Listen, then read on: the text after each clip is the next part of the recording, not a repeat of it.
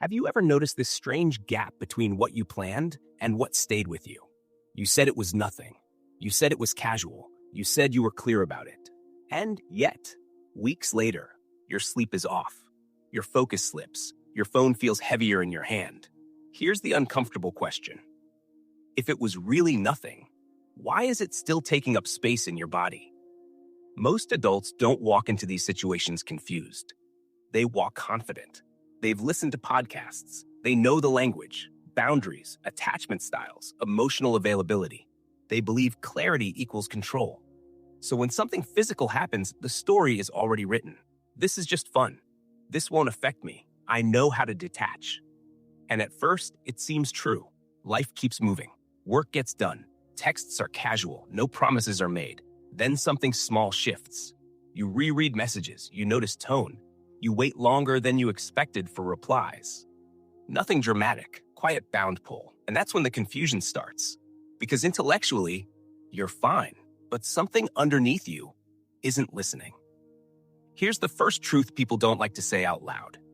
Detachment is not a switch. It's a belief. The body doesn't care what agreement was made in your head. It reacts to proximity, to touch, to repetition. You can call it chemistry, biology, conditioning. The result is the same. Something binds. Second truth.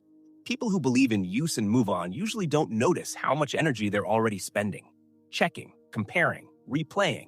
That's not freedom. That's maintenance. And the third truth. A lot of what gets labeled as depth isn't depth at all.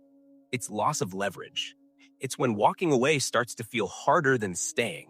Not because things are good, but because disentangling feels expensive. That's not connection. That's gravity. You see this everywhere. In dating app culture, two people agree it's casual. 6 months later, they're not together, but they're not free either. They know each other's schedules. They notice each other's absences. They quietly resent other dates. Nothing was promised, but something was assumed. You see it at work. Coworkers who crossed the line once, now meetings feel different. Eye contact lingers, tension sits in the room. No HR issue, no scandal, just reduced clarity. You see it in therapy offices. People who can explain exactly why a situation isn't good for them. They can name patterns. They can trace childhood origins.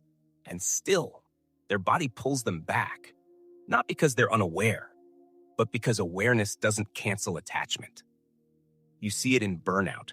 Emotional energy tied up in situations that were supposed to be light. The exhaustion doesn't come from drama. It comes from managing internal contradiction, saying this doesn't matter, while feeling that it does. And then there's the aftermath, the emptiness that doesn't feel like heartbreak. Because heartbreak would at least make sense. This feels flatter, harder to explain. Nothing ended. Nothing officially broke. And yet, something hurts. Most people don't regret the moment. They regret the confusion that followed, not knowing why something small left a long shadow, not knowing why their body stayed involved after their mind moved on. There's no villain in this story, just a mismatch between how modern life talks about intimacy and how humans actually respond to it. You can call it attachment. You can call it wiring. You can call it habit. Names don't change the experience. Some things don't explode. They sink. Quietly, gradually, and by the time you notice, you're already standing in deeper water than you planned.